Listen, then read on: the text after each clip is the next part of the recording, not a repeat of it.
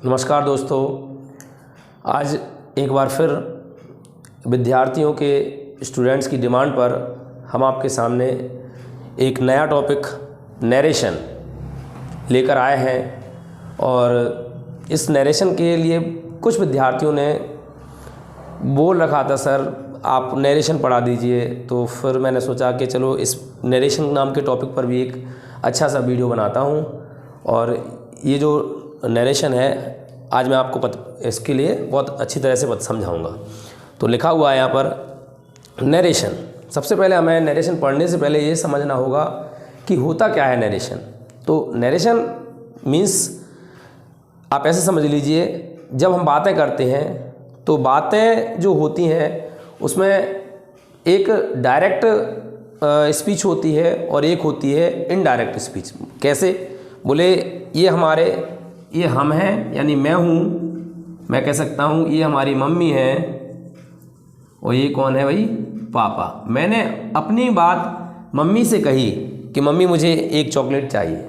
मैंने अपनी बात मम्मी से कही, मम्मी मुझे एक चॉकलेट चाहिए। तो मैंने जो मम्मी से कहा वो मेरी और मम्मी की जो बात हो रही है वो डायरेक्ट बात हो रही है। इसका मतलब हमने जो कथन बोला है, मैंने जो कथन बोला है वो हमारा डायरेक्ट सेंटेंस है, डायरेक्ट स्पीच है। और जब मेरी बात मम्मी पापा से कहेंगी, मेरी बात मम्मी जो है पापा से कहेंगी, तो इसको हम कह सकते हैं इनडायरेक्ट स्पीच। यानी नरेशन जो होता है इसमें दो स्पीच होती हैं। पहला होता है डायरेक्ट स्पीच, दूसरा होता है इनडायरेक्ट स्पीच।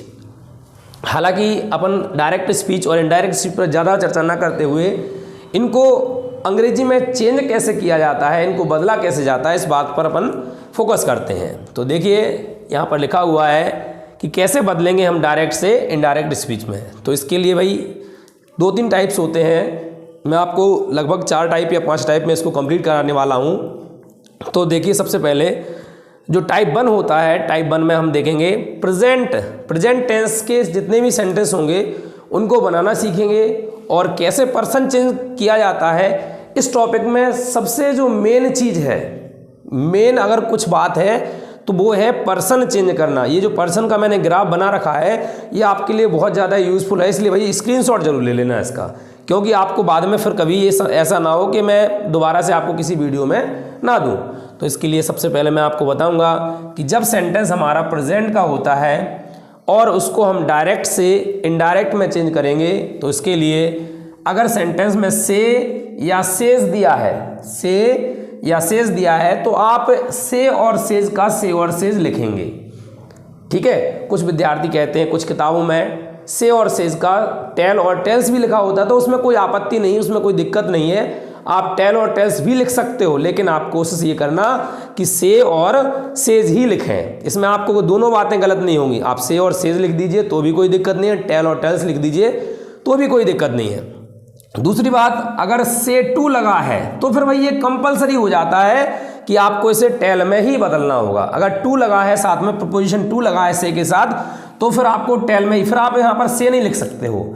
और ऐसा ही सेज के साथ में है, सेज के साथ में टू लगा है तो फिर आपको कंपलसरी टेल्स लगाना जरूरी है। पहली बात हमारी ये हो जाती है, किसी भी सेंटेंस में हम कहेंगे पहली बात हमारी यही हो जाती है कि आप किसी भी सेंटेंस को से टू के स्थान पर टेल लगाएंगे, जबकि सेज टू के स्थान पर टेल्स लगाना हमारा पहला काम होता है। दूसरी बात, अगर हम बात करेंगे एफर्मेटिव सेंटेंस है या नेगेटिव सेंटेंस है, तो जो हमारे डायरेक्ट स्पीच के सेंटेंस में इन्वर्टेड कॉमा दिया रहता है। क्या दिया रहता है? कॉमा, और ये होता है इन्वर्टेड कॉमा। तो आप एफर्मेटिव या नेगेटिव कैसा भी हो, उसमें आप हमेशा क्या लगाने वाले हो? दैट। मैं आपको एक छोटी सी बात बताता हूं, जैसे जस्ट एक एग्जांपल अपन ले लेते हैं। मैंने कहा she says to me, comma inverted comma,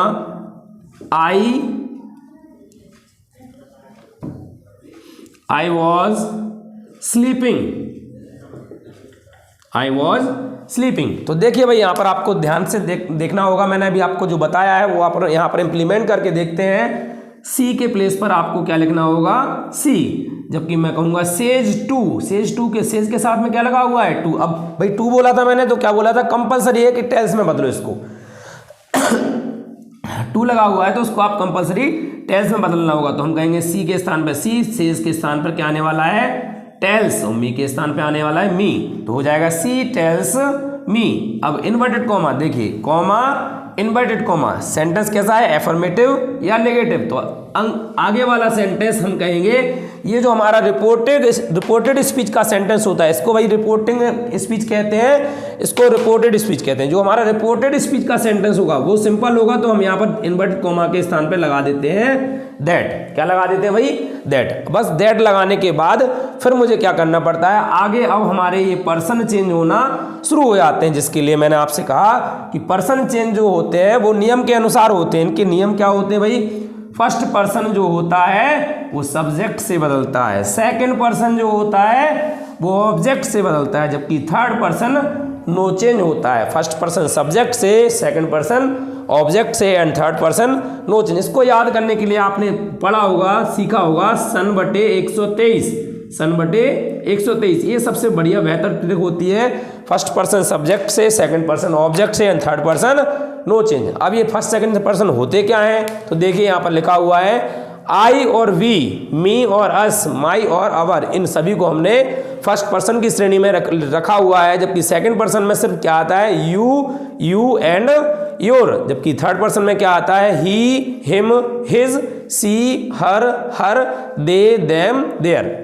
आप सोच रहे हो कि सर आपने नेम का कॉलम खाली क्यों छोड़ा, तो भाई नेम का कॉलम इसलिए खाली छोड़ा कि अगर किसी लड़के का नाम है तो आप क्या लगा दीजिए, हिम यहाँ पर और हिज यहाँ पर। यदि किसी लड़की का नाम है तो हर यहाँ पर और हर यहाँ पर। आपको इस तरह से पर्सन चेंज करना मैं अभी बताने वाला हूँ। तो हम बात कर रहे थे वही पर्सन चेंज करने के लिए, जैसा कि अपने देख रहे थे। तो यहाँ पर देखिए ये जो आई लिखा हुआ है, आई हमारा कौन सा पर्सन है, देखेंगे आई हमारा फर्स्ट पर्सन है, फर्स्ट पर्सन है आई। और मैंने अभी आपको बताया था कि फर्स्ट पर्सन सब्जेक्ट से चेंज होता है। कहाँ से चेंज होता है, सब्जेक्ट। ये रिपोर्टिंग स्पीच का सब्जेक्ट होता है, ये रिपोर्टिंग स्पीच का ऑब्जेक्ट होता है। ये कौन सा है, ये क्या है भाई, सब्जेक्ट, और ये क्या है हमारा ऑब्जेक्ट। तो मैं कहूँगा कि आई को हम सब्जेक्ट से बदलेंगे, आई को सब्जेक्ट से बदलेंगे, आई को बदलेंगे सी से, आई को सी से। यहाँ पर आई भी सब्जेक्टिव केस होता है और सी भी सब्जेक्टिव केस होता है, अतः यहाँ पर आपको क्या लिखना होगा, सी। आई को सी से बदला, क्या आएगा भाई, सी। और पूरा सेंटेंस एज इट इज लिख दीजिए। मैंने कहा she was sleeping. Okay, next देखिए, मैंने कहा they say comma invert comma we are happy. तो आपको कुछ नहीं करना है, दे के प्लेस पे आप क्या लिख दीजिए, दे के प्लेस पे दे लिखा। देन मैंने अभी आपको बताया था कि से के स्थान पर आपको से ही लिखना है। क्या लिखना है भाई, से। आपको इसको कतई टेल में चेंज नहीं करना है, कर सकते हैं वो एक बात अलग है, लेकिन करना नहीं है। तो आप क्या करेंगे, दे से इन्वर्टेड कॉमा के प्लेस पे क्या आने वाला है, that. They say that we कौन सा पर्सन होता है भाई, देखिए आई के परिवार में ही वी है, अर्थात ये भी दोनों के दोनों क्या है, फर्स्ट पर्सन। तो हम कहेंगे वी कौन सा पर्सन हो जाता है, फर्स्ट पर्सन है, सब्जेक्ट से चेंज होने वाला है। वी को दे से बदलेंगे, वी को दे से बदलेंगे तो क्या आने वाला है यहाँ पर, they are happy, they are happy. First person हम कहेंगे हमेशा कहाँ से चेंज होता है, सब्जेक्ट से। एक और चीज़ का थोड़ा ध्यान रखना है, कुछ स्टूडेंट्स ऐसी गलती ना करें कि इन हेल्पिंग वर्ब्स को चेंज करें। हेल्पिंग वर्ब को आपको बिल्कुल चेंज नहीं करना है। उसका रीज़न क्या है कि जब हमारा टेंस प्रेजेंट में होता है तो इसमें यहाँ पर आपके टेंस चेंज नहीं होता है, हेल्पिंग वर्ब चेंज नहीं होती है। यही सेंटेंस यदि हमारा पास्ट में होता तो वहाँ पर फिर हेल्पिंग वर्ब भी बदलनी होती है। यहाँ पर तो सिर्फ आपको क्या बदलना है, सेज टू बदलना है, इन्वर्टेड कॉमा के प्लेस पे दैट लिखना है और भाई पर्सन बदलना है। तो हमने देखा कि आई को बदला हमने सी से तो क्या आ गया, सी। वी को बदला दे से तो क्या आ गया, दे। ऐसा क्यों हुआ, आई को भी सिंगुलर की श्रेणी में रखा गया है तो सी को भी सिंगुलर, तो आई सिंगुलर हो गया। यहाँ पर वी को दे से बदला वी प्लूरल और दे भी प्लूरल, तो प्लूरल हो गया। लेकिन अब यहाँ पर हम देखेंगे कि भाई यहाँ पर हमारा जो सब्जेक्ट है वो क्या है, राम। और राम क्या होता है, एक वचन, आई भी एक वचन है। तो मैं क्या करूँगा, आई को राम से बदलूंगा, क्योंकि मेरा यहाँ पर सबसे पहले अपन को लिखना होगा राम टेल्स हर दैट। आई को बदला कैसे, राम से। अब देखिए आई को राम से बदलेंगे तो आप यहाँ पर ऐसी गलती ना कर देना कि आप यहाँ पर राम लिख दो। बोले क्यों नहीं कर देना ऐसी गलती, क्योंकि भाई आपको राम का प्रोनाउन लिखना होगा, और राम का प्रोनाउन क्या होता है? ही होता है। राम मतलब लड़का, और लड़का का प्रोनाउन क्या होता है भाई? ही। तो आप यहाँ पर क्या लिखेंगे? राम की प्लेस पर ही लिखने वाले हैं। He is dancing, he is dancing. अभी कुछ सोच रहे होंगे सर आपने एम का इज क्यों कर दिया? भाई आपको तो पता है कि आई के साथ क्या लगता है? एम। तो ही के साथ फिर क्या आने वाला है? इज, क्योंकि ही के साथ एम लगा देंगे तो सेंटेंस गलत हो जाएगा। नेक्स्ट देखिए, थोड़ा सा इसको भाई जरा ध्यान से समझना। देखिए, Reena says to me, says to के प्लेस पे क्या आने वाला है? Reena tells me, inverted comma के प्लेस पे आएगा क्या भाई? That. Reena tells me that. अब यहाँ पर हम आगे बात करेंगे, ये वी जो है रीना से बदलेगा। वी जो है किससे बदलेगा? रीना से। अब बड़ी समस्या है, क्यों? क्योंकि रीना एक वचन है और वी कैसा है? बहुवचन। एक वचन और बहुवचन तो कहीं ना कहीं समस्या पैदा करेंगे ही। तो जब हम वी को बदलेंगे रीना से, तो यहाँ पर ना तो रीना लिखने की गलती करना और ना ही यहाँ पर सी लिखने की गलती करना। पूछिए क्यों? क्योंकि वी अपने आप में प्लूरल होता है और रीना कैसा होता है? सिंगुलर। आपने अगर रीना वी के प्लेस पर रीना लिख दिया तो भी गलती हो जाएगी, और वी के प्लेस पर सी लिख दिया तो भी गलती हो जाएगी। क्यों गलती हो जाएगी? क्योंकि वी अपने आप में प्लूरल है और रीना कैसा है? सिंगुलर। जब यहाँ से प्लूरल हटेगा तो यहाँ प्लूरल ही लिखना होगा। अब यहाँ पर लिखा क्या जाएगा भाई, वो मैं आपको बताता हूँ कि जब यहाँ से प्लूरल हटेगा तो कायदे से यहाँ पर क्या आना चाहिए था? सी। क्या आना चाहिए था भाई? सी। लेकिन हम कहेंगे सी एक वचन होता है और वी कैसा होता है? बहुवचन। तो आपको ये देखना है कि सी थर्ड पर्सन होता है, और थर्ड पर्सन के परिवार में, थर्ड पर्सन की फैमिली में जो होता है बहुवचन कौन होता है? दे। इसीलिए आप क्या करोगे? सी के स्थान पर यहाँ पर क्या लिखेंगे? दे लिख देंगे। तो हम कहेंगे हमने वी को रीना से बदला तो यहाँ पर क्या आया? दे। और आपको पता है वी के साथ सेल लगता है, चूंकि दे के साथ क्या लगता है? Will. They will take tea. तो ये आपका क्लियर है, कोई प्रॉब्लम नहीं होनी चाहिए आपको उसके समझ। तो देखिए भाई, अब सेकंड पर्सन के बारे में बात करते हैं। सेकंड पर्सन मतलब यहाँ पर मैंने आपको बता रखा है यू जो हमारा सेकंड पर्सन होता है, और सेकंड पर्सन को कैसे चेंज किया जाता है ये आपको बहुत ज़्यादा ज़रूरी है देखना। तो मैंने कहा है कि सी सेज टू हिम, क्या लिखा हुआ है भाई? She says to him you will go now. अब देखिए इसको कैसे चेंज करेंगे। तो अभी मैंने आपको बताया था कि सी के प्लेस पे सी, सेज टू के प्लेस पे टेल्स, हिम के place pay him, inverted comma के प्लेस पे क्या आने वाला है? दैट। अब हमारा यू सेकंड पर्सन जो होता है वो कहाँ से चेंज होता है? मैं आपको बता चुका हूँ, second person is always change with object. कहाँ से चेंज होता है? ऑब्जेक्ट से। और अभी बताया था कि ऑब्जेक्ट पीछे होता है और सब्जेक्ट आगे का। तो यू को मैं हिम से चेंज करूँगा, यू को हिम से चेंज करूँगा। अब क्या आएगा? सबसे बड़ी चीज़ भाई सेकंड पर्सन को ध्यान से समझ लेना, क्योंकि सेकंड पर्सन थोड़ा सा बच्चों को प्रॉब्लम देता है। तो मैंने कहा ये जो हमारा यू है, यू हमारा यहाँ पर सब्जेक्ट है, तो यू कौन सा वाला यू हुआ? ये वाला। इसको मत समझना, क्योंकि ये कब आएगा? जब यही वाला यू सेंटेंस के बीच में या पीछे दिया होगा। तो मैं कहूँगा ये सब्जेक्ट वाला यू है, और यू से हमने हिम को बदला, तो यू से हिम को बदलेंगे। देखिए भाई, यू से हिम को बदला, यू गया हिम के पास, हिम से बोला भाई मेरे को बदलना है। हिम बोलेगा भाई मैं तो ऑब्जेक्ट हूँ और तुम कौन हो? सब्जेक्ट। इसलिए अपनी दोनों की बात बराबरी की नहीं हुई। अपन को करना क्या होगा? आप एक काम करिए, मेरा सब्जेक्ट कौन है? ही। मेरा मतलब हिम का सब्जेक्ट कौन है? ही। तो हिम का सब्जेक्ट होता है ही, इसलिए आप यहाँ पर क्या लिख दीजिए? ही लिख दीजिए।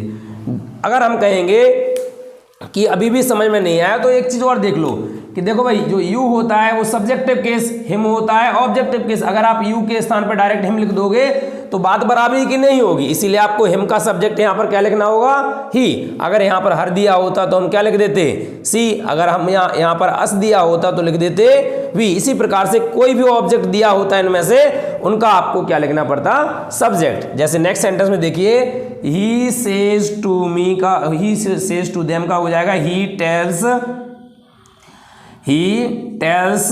देम। इन्वर्टेड कॉमा के प्लेस पे क्या आने वाला है? दैट। मैं कहूँगा अब यू फिर आ गया, तो यू को हमने देम से बदला। अब ये वाला यू जो अभी हिम के पास जा रहा था, अब किसके पास जाएगा? देम के पास। यू किसके पास गया, देम के पास। देम से बोला भाई मेरे को चेंज होना है, तो देम क्या बोलेगा, मैं हूं ऑब्जेक्ट और तुम कौन हो, सब्जेक्ट। इसीलिए एक काम करो, तुम मेरे सब्जेक्ट को ले जाओ। मेरा सब्जेक्ट कौन है, मेरा मतलब देम का सब्जेक्ट कौन है, दे। तो आप यहां पर क्या लिख दोगे, दे लिख दोगे। तो यहां पर आ जाएगा बेटा दे। अब हैव तो लगा हुआ है, कोई प्रॉब्लम नहीं है, दे हैव रीच्ड, और हम कहेंगे स्टेशन। ठीक है भाई। अब थोड़ा सा प्रॉब्लम आती है इन दो सेंटेंसेस में। सेकंड पर्सन बदलने के लिए ये जो दो सेंटेंस दिए गए कहीं ना कहीं प्रॉब्लम देते हैं। वो क्यों प्रॉब्लम देते हैं, उसका सबसे बड़ा कारण है कि इन दोनों सेंटेंसेस में ऑब्जेक्ट नहीं है। और भाई जब ऑब्जेक्ट नहीं होगा तो जाहिर सी बात है कि समस्या होने वाली है। आई से का से लिख दीजिए, आई से इन्वर्टेड कॉमा के प्लेस पे क्या लिख दीजिए, दैट। अब क्या करेंगे, ये चीज़ सीख लीजिए भाई, ये बच्चों को कहीं ना कहीं प्रॉब्लम देती है और बच्चे भूल भी जाते हैं।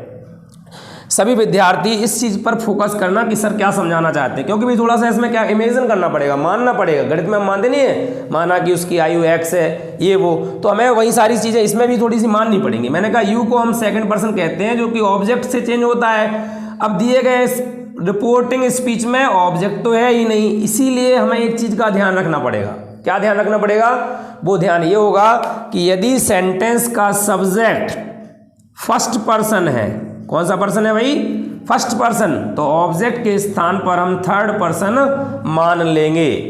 थर्ड पर्सन मान लेंगे, ये बात कुछ हजम नहीं हुई।